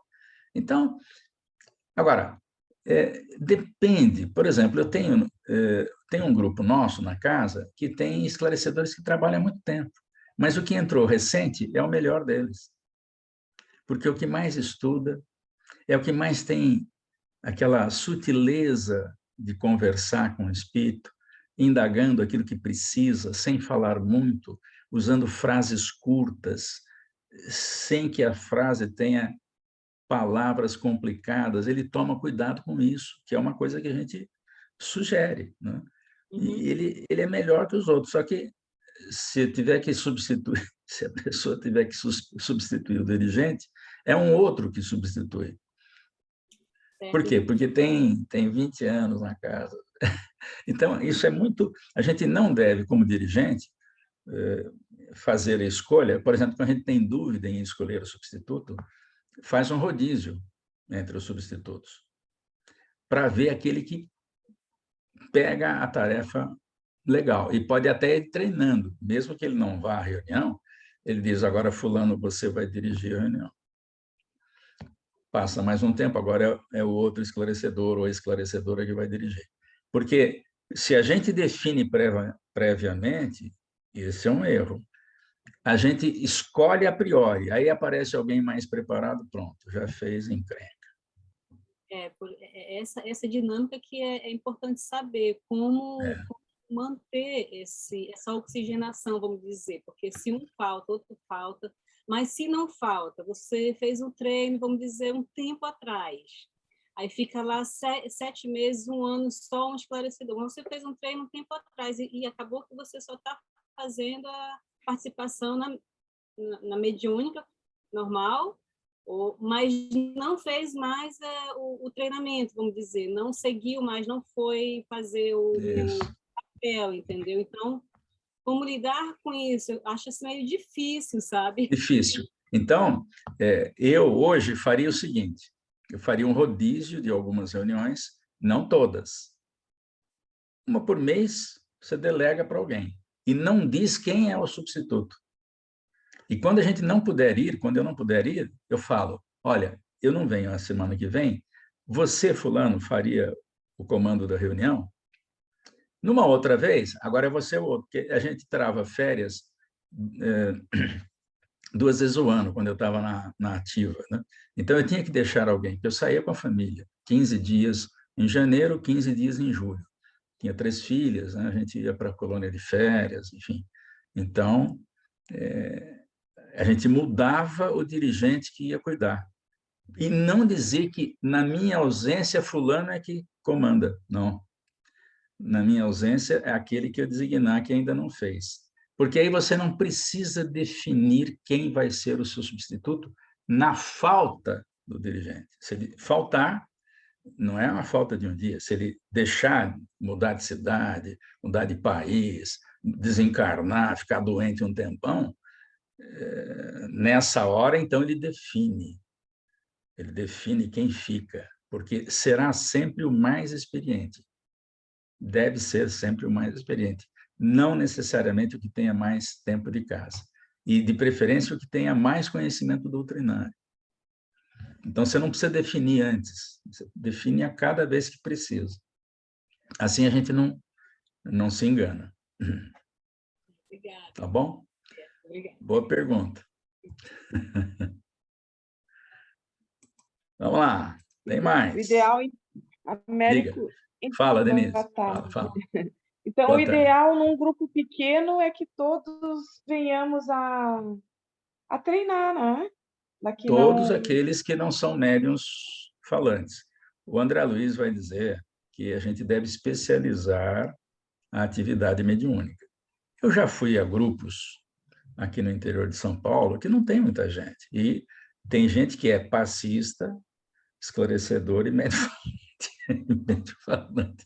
Talvez seja essa a condição de alguns de vocês aí, tá? Mas aqui em São Paulo a gente tem muito tarefeiro. Não agora, porque a pandemia fez um arraso e a gente deixou de fazer a reunião de preparação de tarefeiros, de treinamento, né? Inclusive treinamento prático. Mas tem lugares que o sujeito faz, canta, chupa a cana e assobia junto, né? E não dá para ser, não pode. Não pode, é a realidade do local, né? Agora, de preferência, o esclarecedor não faz as outras atividades, e o dirigente também não faz as outras. Ele precisa estar atento a tudo que acontece, né? Por exemplo, na nossa casa, vocês viram que na mesa de desobsessão tem 2 cadeiras numa ponta e 2 na outra, para que os esclarecedores saiam do lado que não tem ninguém, muito fácil, levanta rápido e vai atender, porque a gente atende por trás da pessoa. Agora não, com a pandemia a gente atende sentado, mas tem que mudar de lugar para alternar, porque senão um esclarecedor só atende aquele que está aqui pertinho. Não, a gente faz a alternância, para que o esclarecedor não fique acostumado com determinado médium e o médium não fique acostumado só com aquele esclarecedor, né? Posso perguntar uma coisa? Eu não sei onde está a minha mãozinha. Pode falar, Mônica. Levanta a mão assim. Eu nunca fui numa reunião mediúnica, né? A Maria sabe que é uma coisa assim bem recente, né? E é médium. Eu sou. E como que quem designa a função? Você vai ser tal, tal? Como que quem sabe? Eu não sei se sou. Qual é a minha função? Como que eu vou saber? Você só sabe fazendo exercitamento mediúnico. Eu vou contar como é que é. A gente pode até parar por aqui hoje, se não der tempo, que eu acho que é legal contar essa história. Como é que a gente prepara tarefeiros? Então, a reunião mediúnica de atendimento a necessitados só tem 3 tipos de mediunidade. A intuitiva, dos esclarecedores, a de doação de fluidos, dos passistas, e a de psicofonia, ou mediunidade falante, dos médiuns, né? A gente não mistura aqui. Eu entendo que vocês colocaram aí médiuns escreventes para psicografar, porque é uma situação muito particular, tudo bem. Mas em reunião de atendimento a espíritos necessitados não tem outra atividade mediúnica. Essa recomendação é do Chico, inclusive. Muito bem. Então, como que nós fazíamos? Nós fazíamos 3 anos de estudos teóricos. Livro dos Espíritos, primeiro Evangelho, porque não há médium bom sem homem bom, diz Emmanuel num dos seus livros. A pessoa precisa mudar o comportamento, ela precisa ser diferenciada, ela precisa fazer, eu não gosto do termo reforma íntima, ela tem que se aprimorar moralmente, o aprimoramento moral é fundamental, porque imagine uma pessoa com problemas morais severos, e na casa espírita chega todo mundo, né? Por exemplo, no capítulo 6, lá do livro Missionários à Luz, tem um médium que é atormentado pelo sexo. Por quê? Ele é jovem, os hormônios estão a 1000, ele é casado, mas ele é atormentado pelo sexo. E ele resolveu desenvolver a mediunidade para ver se melhora. E o Alexandre vai dizer para o André Luiz, porque ele não enxerga o Alexandre, ele está encarnado. O Alexandre vai dizer, não se desenvolve mediunidade antes de resolver esse problema. A gente não deve colocar pessoas jovens à reunião, porque ela é atormentada pelos hormônios. E quando ela abre o canal mediúnico, ela abre para o bem e para o mal. Os obsessores vão cair matando. Esse rapaz, que estava candidato à psicografia, ele era atormentado por 3 espíritos de outra vida. Por quê? Esteve ligado ao meretrício. Agora ele quer sair e não consegue. Então ele é atormentado com ideias por esses 3 espíritos. E ele está abrindo o canal mediúnico. É claro que os mentores vão tomar cuidado, porque não vão abrir o canal mediúnico, porque ele vai virar obsidiado. Então, como é que a gente faz o treinamento de candidatos à mediunidade? Precisa saber qual das 3 a pessoa vai se encaixar. Então, a gente pegava o grupo que sobrava do estudo, que é assim, né? Convida um monte de gente, na hora de ser médium, sai um monte de gente, sobra meia dúzia. Então, com esse grupo, nós fazíamos reuniões, uma reunião inicial com médiuns já experientes, para eles assistirem. Se eram poucos, a gente levava numa reunião existente, como assistentes. Isso está autorizado nesse livro Desobsessão do André Luiz, que nós estamos vendo hoje. Começamos a ver hoje. Mas, se é muita gente, a gente levava alguns médiuns para mostrar a eles como era o atendimento com esclarecedores já experientes, ou mais experimentados, e como é que era um médium já com experiência. E eles viam isso. Muito bem. Mas antes dessa reunião, nós fazíamos o seguinte, nós distribuímos folhas de papel para todos, eles colocavam lápis e papel, colocavam o nome completo e a data. E aí nós fazíamos o que a gente chama de levantamento de percepções. Desligava a luz, faz a prece, música suave no fundo, e por 5 minutos eles vão ligar as percepções. E vão escrever o que eles percebem. Em 5 minutos, às vezes, tem gente que não consegue perceber nada. Tem gente que já consegue perceber. Então, vai escrever a percepção. Terminou os 5 minutos, liga a luz, desliga a música. Está tudo certo, está tudo bem, vamos continuar estudando. E guardem, a gente recolhia essas percepções e continuava estudando. Na outra semana, 10 minutos de percepção. 10 minutos. Lápis e papel, nome completo da pessoa, dia em que foi a percepção, 10 minutos de percepção. E as pessoas escreviam depois da percepção, porque se ficar escrevendo durante a percepção, pode deixar de perceber. Depois de 10 minutos, e por que não é um tempo muito grande? Porque senão esquece a percepção. Escreve a percepção que teve, né? Liga a luz depois de 10 minutos, recolhe as folhas de papel com data e nome, continua o estudo. Na outra semana, 15 minutos de percepção. A mesma coisa. Depois a reunião com médiuns experientes. Depois a gente recolhe... e eles não podem comentar as percepções com ninguém, nem colar. Não pode estar escrevendo a percepção aqui e colocando a percepção do outro.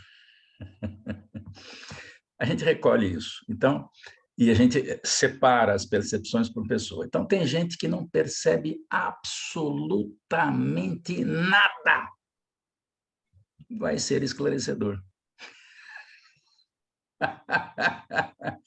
Tem gente que diz que a mão sua,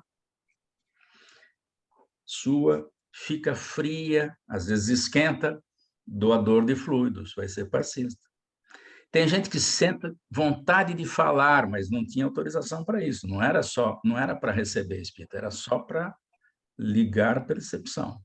Mas tinha vontade de chorar, tinha vontade de falar, vai ser médium falante, candidato a médium falante. Então, na 5ª reunião, a gente dividia, colocava os médios, os candidatos, aqueles que tinham percepção de choro e vontade de falar, nos cantos da mesa, para ficar perto do esclarecedor, os passistas ali no meio e os esclarecedores na ponta. Aqueles que não percebiam nada, não sei esclarecedor. E começava um ano de atividades de esclarecedores. E quando eles falam, eles têm dificuldade, nunca fizeram, né?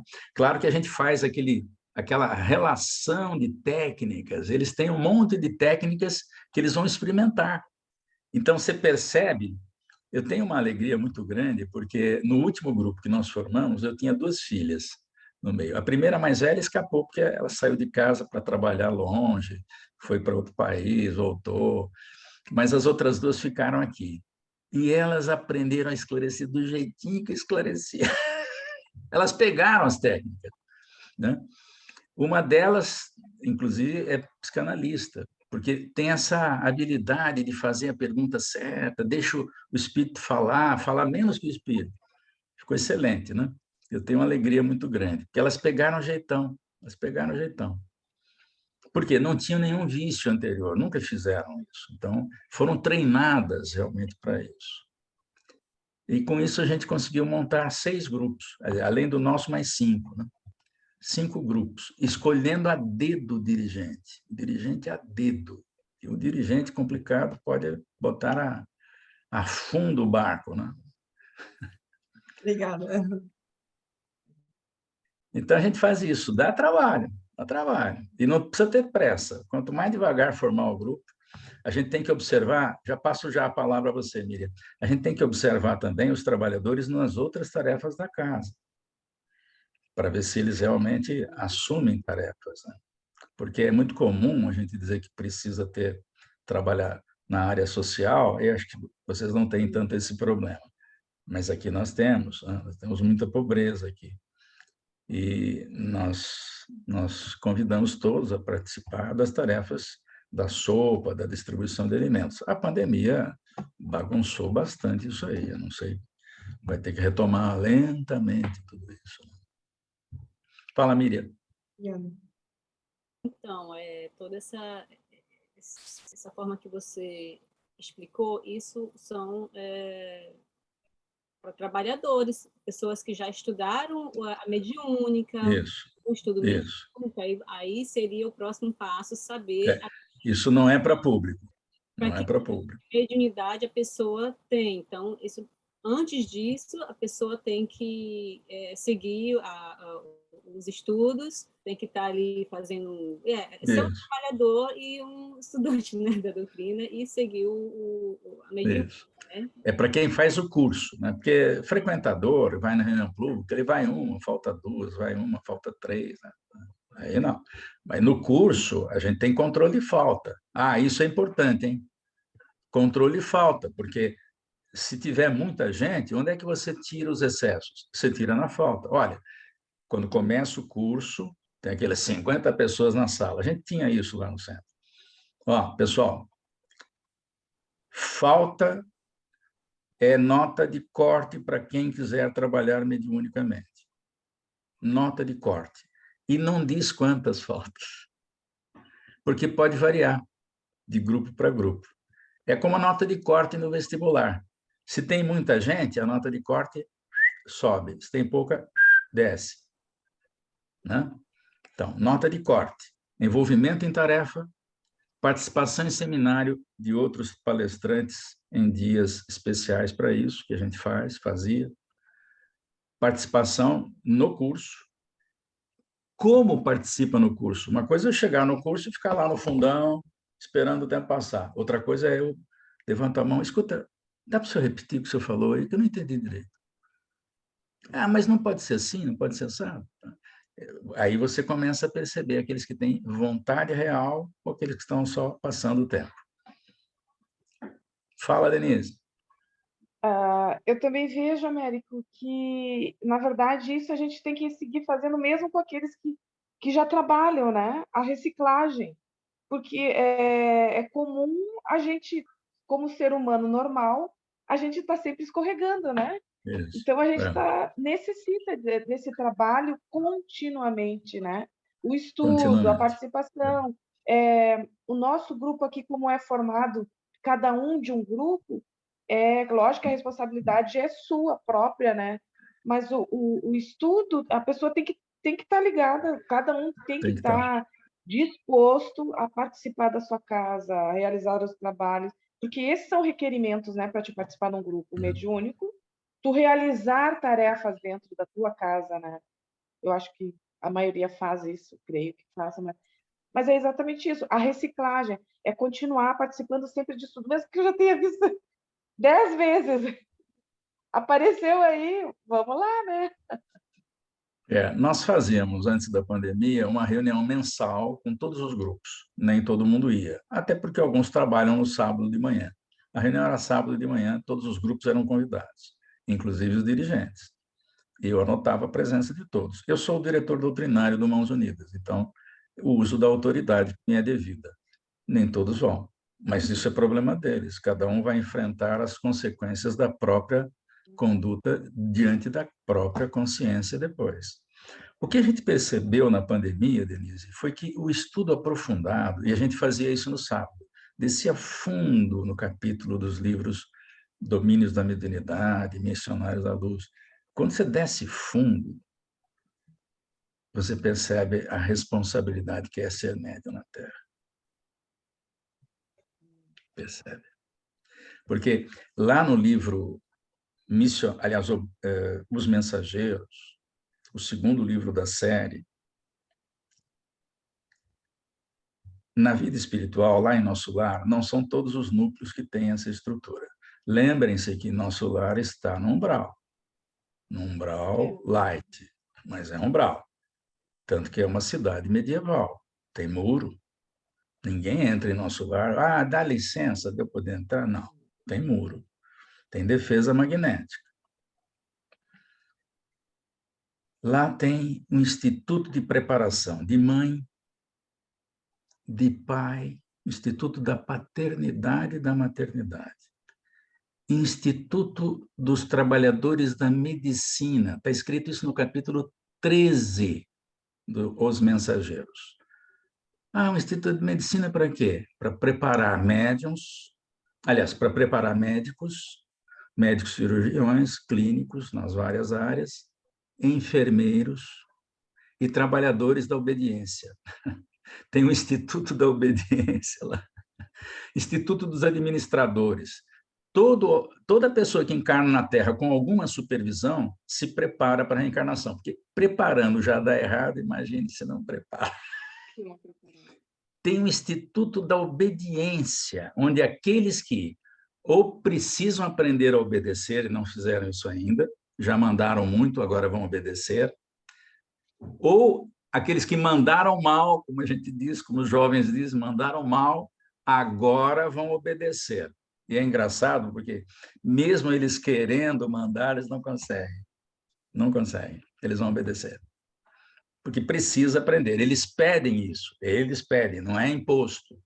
Eles pedem isso, são aconselhados. Olha, você mandou mal, agora precisa obedecer bem. Então, quando a gente estuda isso, a gente percebe que, quando chega lá, Tem uma frase muito interessante do Emmanuel, eu vou procurar aqui. Eu tenho que dar uma paradinha no que eu estou fazendo aqui, senão eu não consigo mostrar para vocês. Espera aí. Tem uma frase do André Luiz que é sensacional. Do André Luiz, não, do Emmanuel. Quer ver? Deixa eu pegar aqui. Oh, meu Deus, onde está? Tem tanto material aqui que tem hora que eu não acho. Vamos lá. É uma frase impactante. E se as pessoas não sabem disso, elas acham que vão chegar na vida espiritual, está tudo certo. Nós vamos ter que prestar contas, individualmente e, quando espíritas, em grupo. Não tem saída. Nós temos que... Mediunidade e responsabilidade. É uma palestra que eu faço quando me pedem para falar de responsabilidade mediúnica. Estou achando aqui a frase. Está aqui, pronto, achei. Voltemos a compartilhar a tela. E a frase está aqui.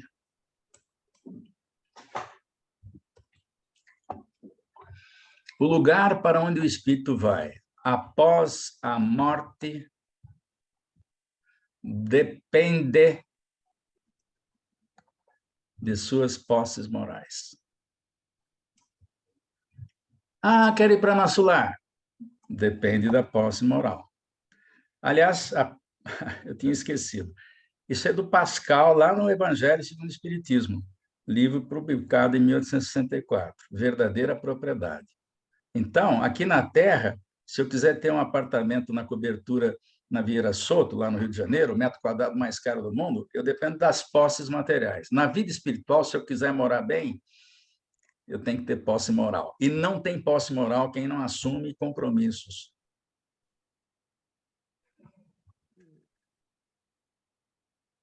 É duro, mas é assim que funciona. Na vida espiritual, não tem enganação na vida espiritual. Ah, deixa eu contar uma outra historinha boa também, que eu conto nessa palestra, que é boa, quer ver? Está no livro, quem quiser, está nesse livro aqui, ó, Reportagens de Além-Túmulo. Estão vendo aí? A história do Efraim. O Efraim foi médium na Terra, então ele escolheu ser médium, só que não cuidou disso, né? Deixou para lá. Então, toda uma preparação para ele ser médium, ele não chegou na vida espiritual, ele foi prestar contas, né? Então, vamos ver a conversa que ele teve lá. Está no capítulo 13, o trabalhador fracassado. Tá? Então, ele pergunta para o mentor lá dele, quando é que eu vou poder encarnar? Vai ter que entrar na fila. E quantas pessoas tem na fila? 200.527. Ele queria fazer de novo a mediunidade, que ele não cumpriu o que ele pediu para fazer. Agora ele entrou na fila. Vai ter que esperar. Se ele quiser ser médium, ele vai ter que esperar os 200.000 que estão na frente. Então, quando a gente estuda para valer, aí a gente percebe, nossa, eu vou ser cobrado. Porque não é o dirigente, não é o diretor doutrinário, ou Centro Espírita Mãos Unidas, que está pedindo, pelo amor de Deus, para o trabalhador ir lá. É o compromisso que a pessoa assumiu com Jesus. Ele vai responder para o chefe, vai. Então, aumenta a responsabilidade. E o estudo dessas obras do André Luiz, que falam de mediunidade, eles chamam a atenção disso.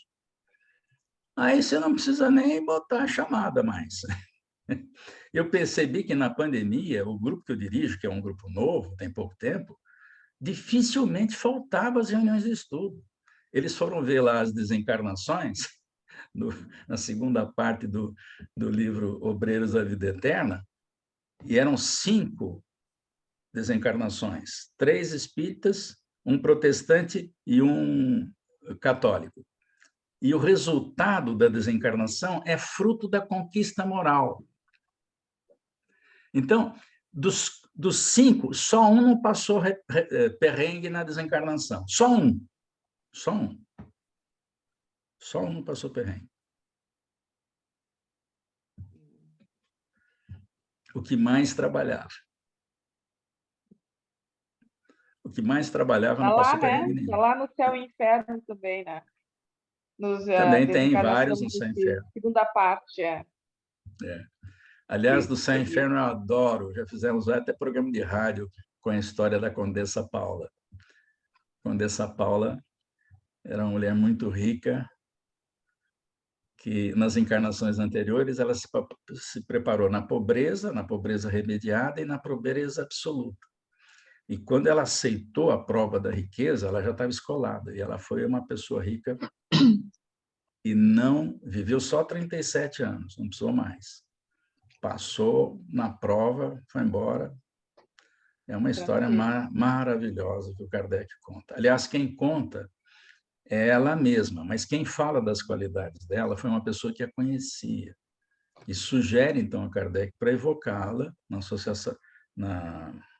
Sociedade Parisiense de Estudos Espíritas, porque valia a pena perguntar a situação dela. Era daqueles espíritos felizes que vêm para contar a história.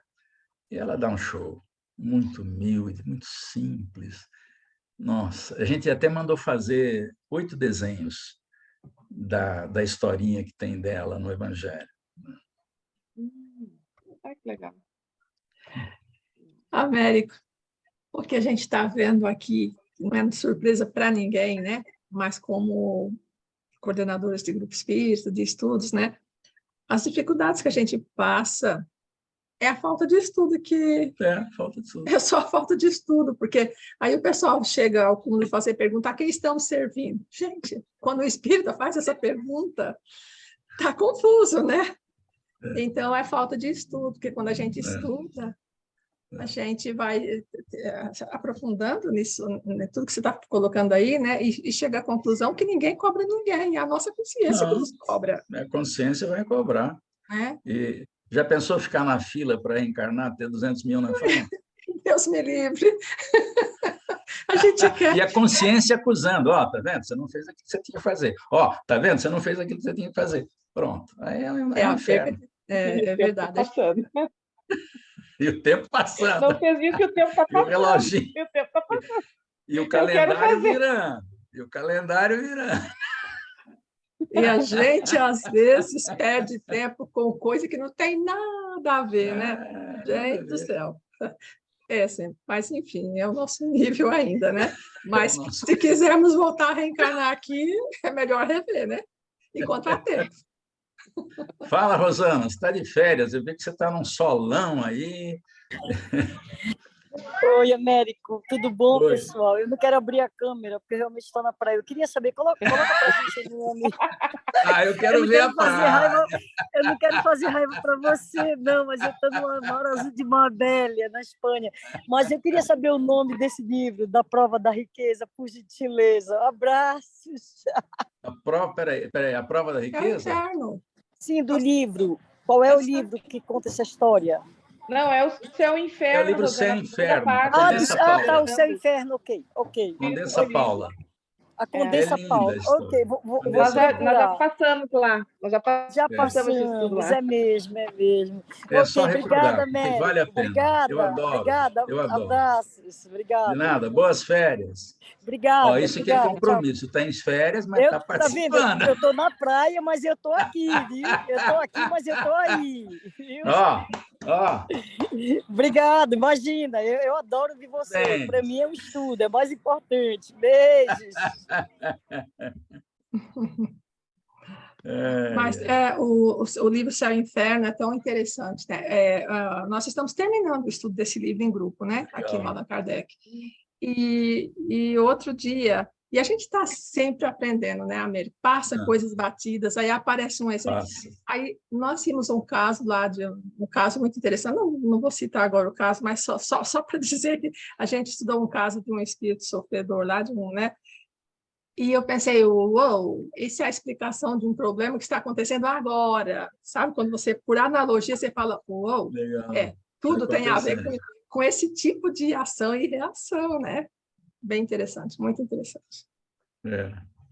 Quanto mais a gente estuda, realmente melhora. Eu tenho uma meia-culpa a fazer com vocês, porque houve um tempo, dirigindo aquele grupo que a gente ficou 34 anos trabalhando junto, eu já contei essa história a vocês.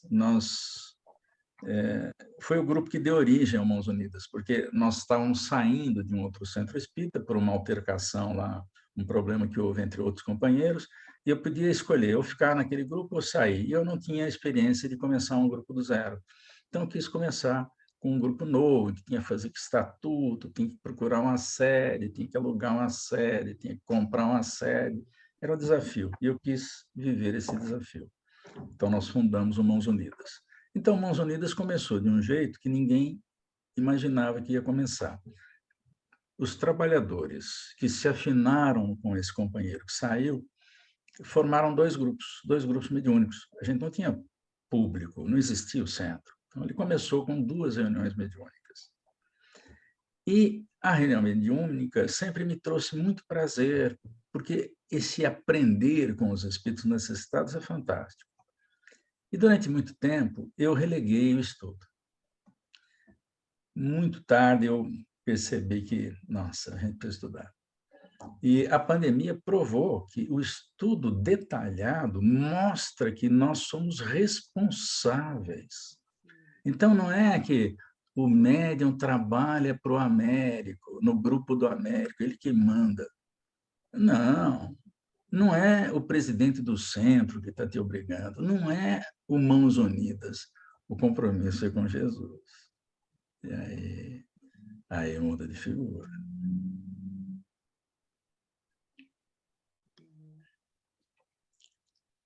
Mais dúvidas? Boa a história do Efraim, hein? Foi a minha esposa que descobriu essa história. Eu já tinha lido o livro, mas nem lembrava dessa fila de 200 mil na frente, mas é sensacional, né? É simplesmente sensacional essa história. O que não é surpresa, né? Porque como já na leitura espírita e na literatura espírita, a gente sabe que é uma pequena parte dos espíritos que giram aí em torno da Terra, que estão reencarnados, né? Então, tem muita gente na fila de espera, né? Muita gente. É 1/3 encarnado e 2/3 desencarnado. E chega uma hora que a consciência fica apitando na cabeça do sujeito. Ele quer reencarnar para esquecer a culpa e começar a fazer alguma coisa para trabalhar a culpa. E aquilo fica batendo na cabeça, né? Por isso essa influenciação também, né? Que a gente tem aí, né? Eles queriam estar fazendo o trabalho que a gente está aqui, né? Queria estar no teu lugar. Não dá conta? Se eu estivesse aí, eu dava conta. É um correto. Se quiserem se quiserem vir aqui para o Brasil, nós recebemos de porta aberta. Se for médium falante, então tem um lugar garantido. Já vem estudado, não precisa fazer nem curso de adaptação.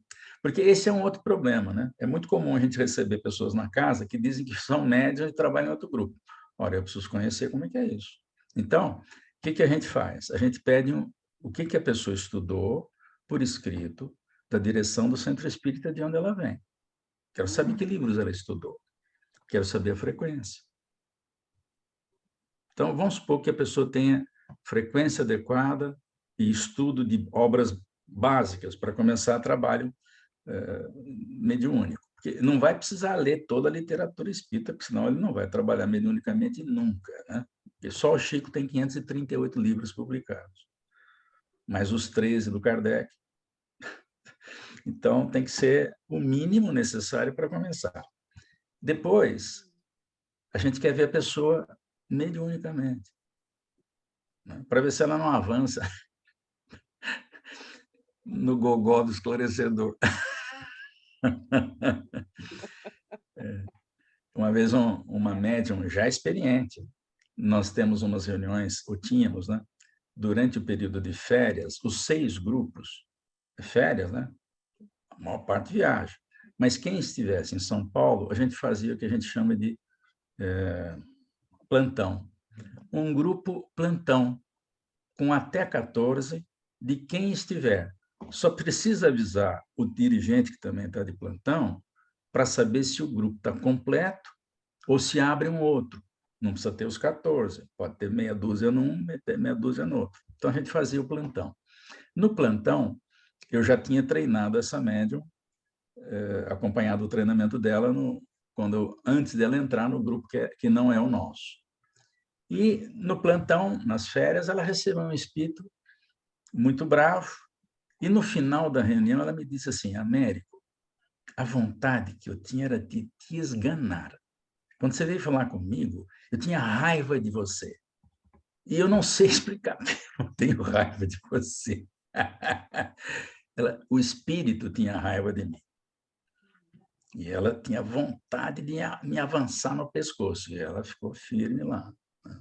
Então, se você não conhece uma médium que recebe um espírito desse tipo, de repente, esclarecedor, recebe 2 mãos na garganta do médium falante. Socorro! Socorro!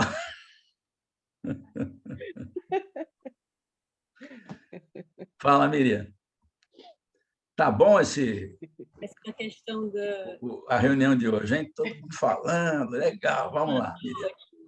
Agora, essa questão de novatos, né, principalmente na Holanda, que chegam, né, então chegam com aquela perspectiva de, às vezes, seguiu algum estudo mediúnico ou participava de uma mediúnica lá no Brasil ou em outro país. Às vezes, a gente tem, acho assim, que uma dificuldade, talvez, de lidar com isso, porque a pessoa chega, eu já sou médium e eu já participava e agora eu gostaria de continuar. Difícil. E aí a gente não sabe nada e o que você falou é muito importante. Só que aí a gente também vê, né, vai por esse lado. Às vezes as pessoas, elas talvez não entendem, não sei, às vezes é meio complicado esse lado, viu? É difícil. Formar grupo mediúnico é difícil. É difícil. O Hermínio Corrêa de Miranda, que escreveu Diálogo com as Sombras, nos primeiros capítulos ele fala da formação de grupos. Né? Uhum. Então, ele fala que os grupos mediúnicos devem ser formados devagar, com as pessoas que você tem confiança. Às vezes é meia dúzia de 3 ou 4. Né? Eu sei que onde falta médium, aqui no Brasil não temos esse problema. Eu falei de 50 pessoas no curso, na realidade eram 90 inscritos. Em média, nós tínhamos de 45 a 50 pessoas no curso.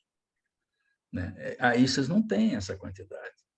É outra realidade. É outra realidade. É fácil ser dirigente aqui no Brasil. Aí é complicadíssimo, porque ou você admite um médium para poder crescer o grupo, e às vezes você leva um médium com uma série de defeitos, né? Isso é dificílimo resolver. Então, nós tínhamos 1 ano de treinamento mediúnico, mesmo com médiuns que diziam já ter desenvolvido mediunidade. Porque eu quero ver. E agora, como nós temos muita gente, nós não estamos conseguindo fazer a reunião mediúnica, porque é muita gente. O que a gente tem feito? A gente detetou quem tem percepções mediúnicas, porque falta médium falante. De passe, qualquer pessoa pode dar passe. O nosso grupo é o centro de treinamento agora. Então, eu tenho muita rotatividade, mais do que tinha antigamente. Antigamente era um grupo fixo. Agora, o nosso grupo virou o centro de treinamento. Então, eu tenho um local onde eu treino o grupo. Então, ele não tem lugar efetivo na casa enquanto eu não vejo o sujeito trabalhando. Né? Fala, Soninha. Liga o microfone. Então, Américo, nós tivemos o nosso curso, né? Com o Goldinho, nós fizemos o nosso curso da mediunidade com o Goldinho, e foi maravilhoso, assim, uma experiência fenomenal. Mas tinha tanta gente interessada, fizeram o curso. Já está vendo. E de repente, sabe? De repente, assim... Quando eu falei com o Goldinho, assim, que ele falou para nós uma coisa muito interessante, que nós tínhamos assumido um compromisso com o Cristo. Isso eu achei tão lindo. Eu digo, meu Deus, as pessoas, né? estão aqui, vamos crescer juntos.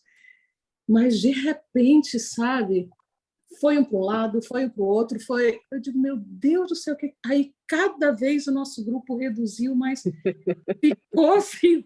Então, eu digo, meu Deus do céu, e agora você falou essas coisas, aí eu digo, eu fico sentida assim, então, porque... Mas a pandemia nos mostrou que se Mas não você foi, tiver... já faz tempo que nós Antes da fizemos esse pandemia. curso, querido, não é culpa da pandemia, não. Então, mas a pandemia me ensinou o seguinte, se você tiver um médium, um esclarecedor e um passista, você tem reunião mediúnica.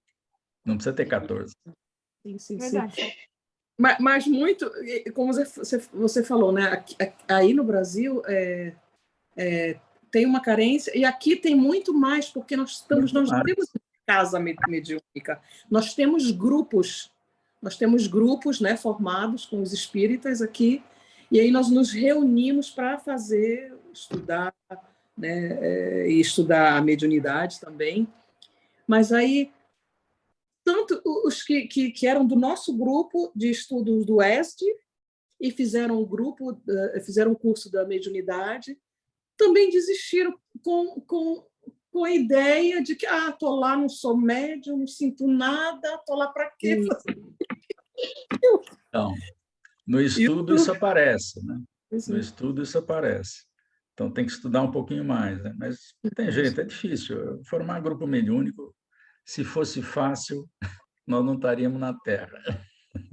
Eu fiquei muito empolgada quando nós estávamos falando sobre dialogadores, né, para o nosso grupo. Então, eu digo, puxa vida, eu vou estudar.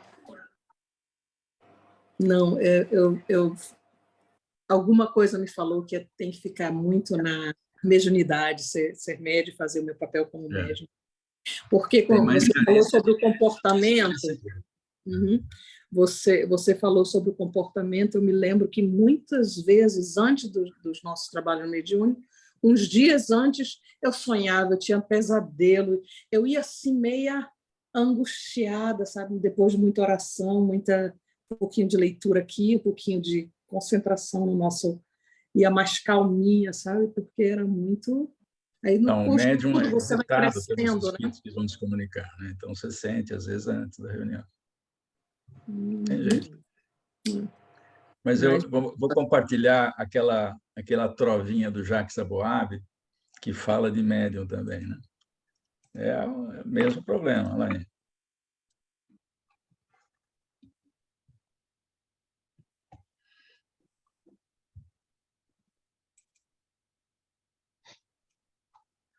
Estou com a tela de vocês aqui na frente. Nasce médium muita gente, grandes promessas em bica, mas na hora do batente é pouca gente que fica. É mesmo. O Chico conta essa história, né?